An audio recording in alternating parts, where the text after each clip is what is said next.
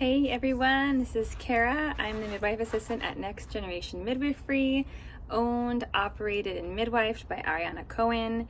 And I'm here today to talk to you about creating a postpartum island. So this is a sanctuary space around your bed.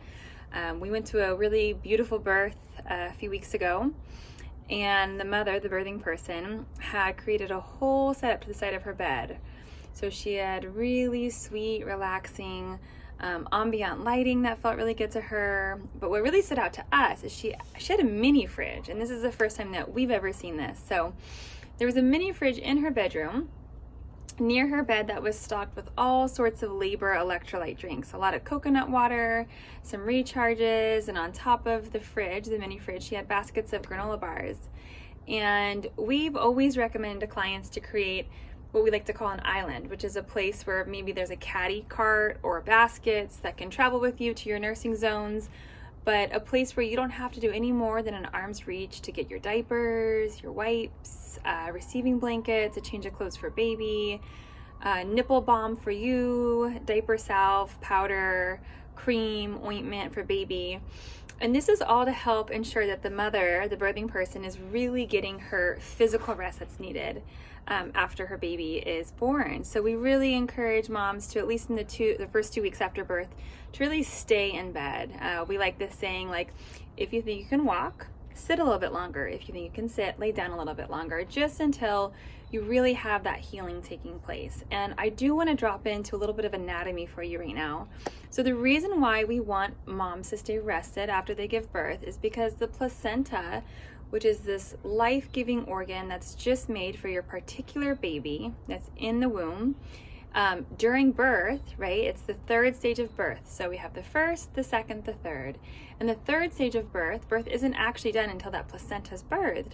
But we have a really big placenta site in our uterus, right? Placentas range from being like this big to this big, and they vary in between. But when a baby is born, it leaves that uterus space. And so as contractions continue, that is what helps that placenta detach from that uterine wall. And when it detaches and then the placenta is delivered or born, then we have more contractions. Those are the afterbirth contractions, and those help to occlude, right? To close off the blood vessels that were from the uterus to the placenta, creating that blood flow.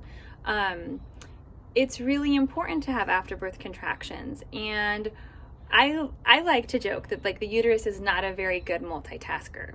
So therefore, imagine this kind of larger, it's not a scab, but as we can kind of think about wound care and how to take care of our body, right? We can think about what the postpartum body is doing, which is just basically is healing on the inside from this big, big, big organ that was there.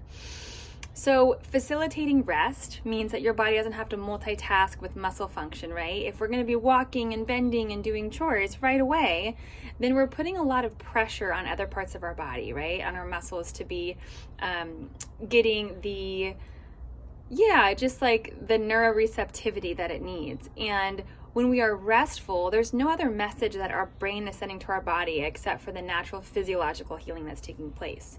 So coming back to the postpartum island, it really helps support a person stay in bed longer. And we are such advocates of, like, getting up once in a while, right? To, like, just freshen your mind and your mental space as you go to the bathroom and maybe get a drink for yourself, but having all the needs right near you in which you'll have to get up multiple times a day. So we encourage you and all people to think about creating a postpartum island. You'll get some ideas in our Instagram feed or stories. You'll see a video we took of this person's kind of bed setup, okay? So yeah, I hope you reach some sustainability in your postpartum, and it's always a good time to build it prenatally. Thank you. Come visit us at Next Generation Midwifery.